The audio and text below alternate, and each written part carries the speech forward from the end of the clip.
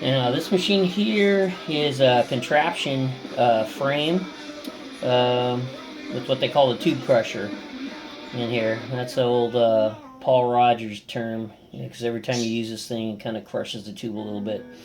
But this one's been totally powder coated. I mean everything from the cores, not the center of the cores, but all the cores have been powder coated. Used some orange heat shrink with some orange ostrich leg. Everything else has been powder coated in an ivory.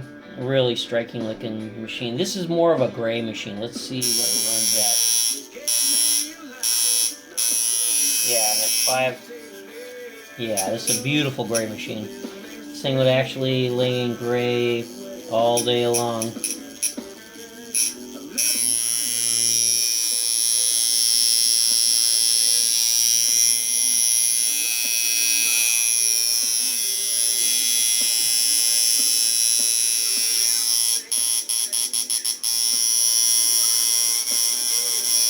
Let's see how low we can get it. Yeah, this one will run really low. A lot of times your power unit has everything to do with that. So if you're going to spend a few $100s on a machine, you better spend a few $100s on a power unit that actually runs them. Yeah, I loved building this one. This one was actually a really fun project to work on. Time consuming, but fun. And all the cores, like I said, are powder coated. I hand wound all these. I believe, yeah, this one's an 8. But I hand wind all my own coils, and I mean really by hand, nothing electronic. A little crank, you know.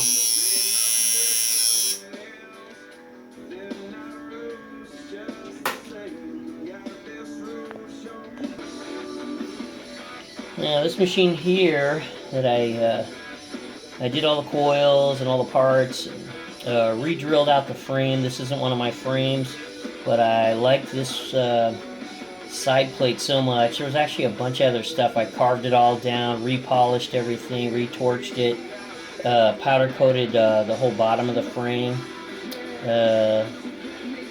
put all new parts on it and stuff like that. Retuned this thing, and it's an actual really good liner.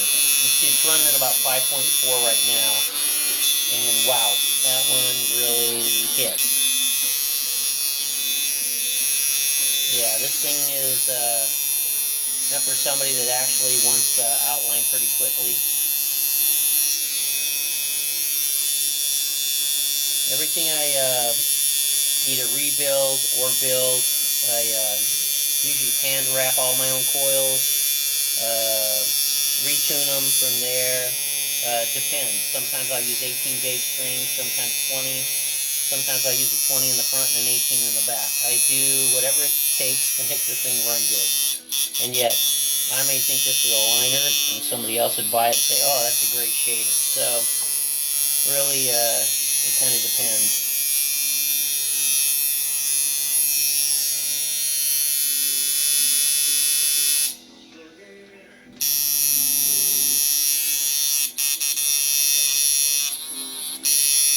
Gets really strong for something that's going on that low of power.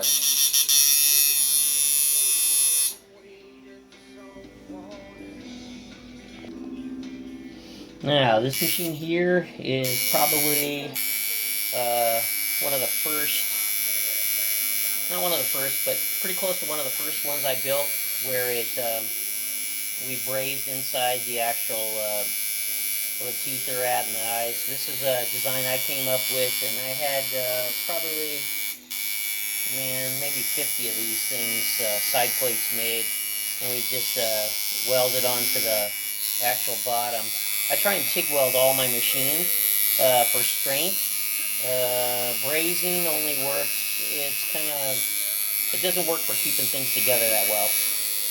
With this one, it's not only polished, but I used frog skin on the actual coils. I went pretty crazy with this one, and this one's got a really super long geometry to it. It's beautiful for a gray machine. If I want to do anything else, turn into a liner, color packer, I'm going to have to probably re-drill this hole here. Probably have to re-drill this down somewhere in there. But I really kind of liked it that way. I kept it all this time. Blue heat shrink, everything. It's got iron cores in it, all hand wrapped by me. Yeah, fun stuff. Love to build these crazy, wild machines, you know. And every one I do is different. There's no two that are exactly alike, but you can see this runs and runs and runs, and that's at 5.4. The ones with the iron cores are never meant to go past about 6.5, 7 fully loaded, and I'll tell you why. It's just, it's so much power going through these things, you'll start to notice then that's when they'll start heating up. Right now, you won't feel nothing on these machines. Some guys, I mean, they got these crappy power units. They put a $29 Chinese power unit trying to run a $350, $400 machine. Makes no sense, but it's like kind of starts burning them up, you know, because the amount of amperage going through them. But yeah, this is pretty much one of my first ones that I actually built that I wanted to actually keep. Well, that's not exactly true. I think I wanted to keep them all, but that would kind of put you out of business if you're trying to sell stuff.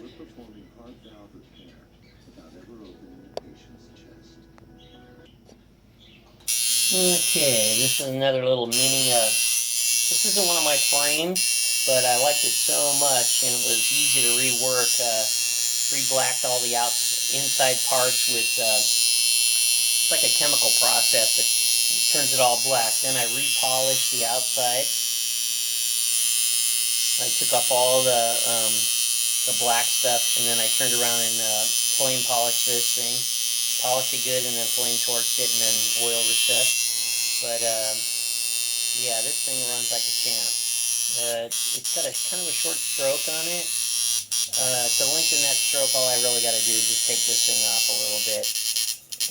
All these are mostly for dampening for sound and stuff. It kind of takes that little bit of gnarly sound to them off. But yeah, I love doing these ones, building this stuff. But you can see every single one of the machines that I do will be different. Some I carve on the outside. Some I have like my friend Jack Walker. He does all the engraving and stuff. I send him out to California, have them done, and then turn around and get them back, and that's how I work it.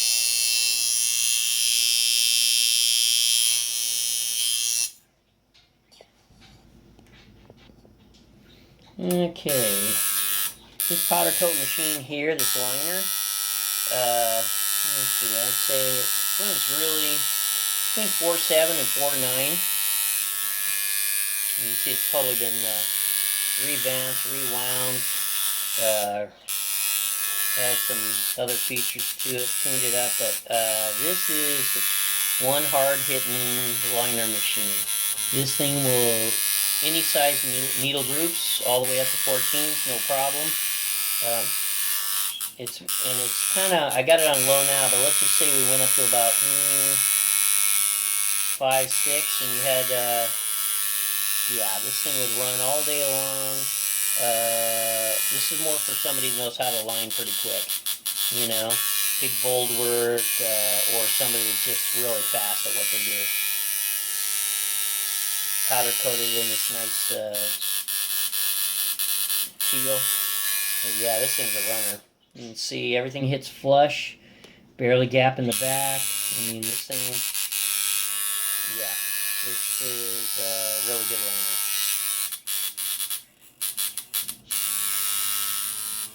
Oof, that hurts.